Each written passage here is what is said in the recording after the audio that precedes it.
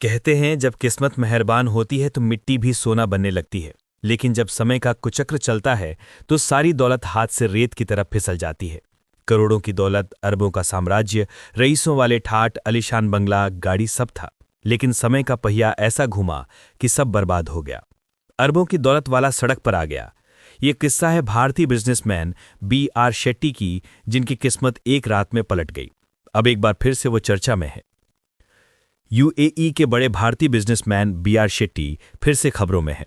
Dubai international financial centre court ने उन्हें बड़ा झटका दिया है।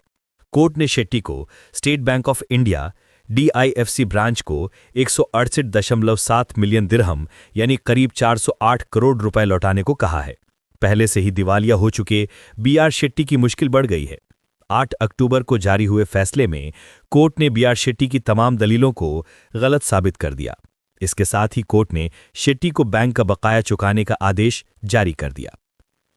सिर्फ 700 रुपए के साथ दुबई पहुंचे इस शख्स ने अरबों की कंपनी बनाकर सबको हैरान कर दिया था।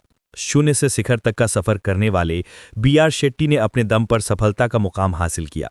अपनी मेहनत, दृढ़ संकल्प और सही अवसरों का फायदा उठाकर सफलता के शिखर पर न्यू मेडिकल सेंटर यानी NMC और UAE एक्सचेंज और फिनाबलर जैसी कंपनियों के संस्थापक B.R. शेट्टी ने कुछ ही सालों में अरबों का साम्राज्य बना लिया। 2019 में फोर्ब्स की 100 सबसे अमीर भारतीयों की लिस्ट में शामिल हो गए। 1942 को कर्नाटक के उडुपी जिले के कप्पू शहर में साधारण परिवार में जन्मे शेट्टी ने अपने करियर की शुरुआत एक मेडिकल रिप्रेजेंटेटिव के तौर पर की। दवाइयां बेचने वाले शेट्टी से कभी सोचा नहीं था कि वो एक दिन दवाइयों की कंपनियां खड़ी कर देंगे। 31 साल की उम्र में वो महज $8 यानी करीब 665 रुपए लेकर बेहतर अवसरों की तलाश में दुबई पहुंचे। वहां सेल्समैन की नौकरी की, घर घर जाकर दवाइयां बेची। यहीं से उन्होंने अपना संपर्क अच्छे और प्रभावशाली लोगों के साथ बनाना शुरू किया और कुछ ही सालों में अपना अस्पताल बना लिया, जिसे उनकी डॉक्टर पत्नी संभालती थीं।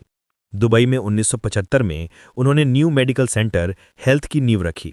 ये यूएई में पहला निजी स्वास्थ्य सेवा प्रदाता कंपनी थी। कुछ ही सालों में ये कंपनी दुबई की बड़ी कंपनियों में शामिल हो गई। उन्होंने देखा कि यूएई में रहने वाले भारतीय प्रवासियों को अपने घर परिवारों को पैसे भेजने में दिक्कत होती है। उन्होंने इसे देखते हुए फाइनेंशियल सर्विस देने वाली कंपनी UAE एक्सचेंज की शुरुआत की। कुछ ही सालों में ये कंपनी करेंसी एक्सचेंज और फाइनेंशियल सर्विसेज के सेक्टर में बड़ा नाम बन गई। 31 देशों में 800 ऑफिसेज खुल चुके B.R. शेट्टी ने pharmaceutical company NMC neo pharma शुरू की।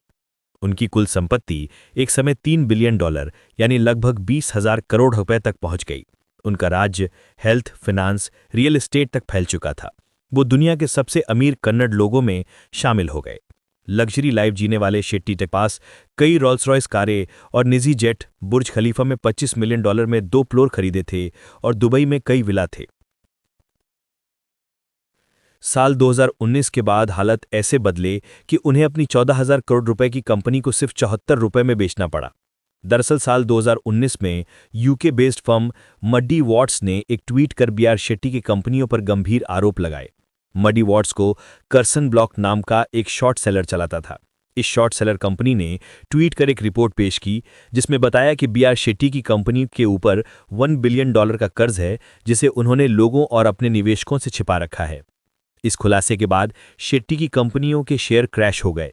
हालत ऐसे बने कि B.R. शेट्टी को 88,000 करोड़ रुपए की कंपनी को सिर्फ 74 रुपए में इजराइल UAE कंसोर्टियम के हाथों बेचना पड़ा। इसके बाद UAE के सेंट्रल बैंक ने उनके बैंक खातों को निलंबित कर दिया। उनके उद्यमों को ब्लैक लिस्ट में शामिल कर दिया गया।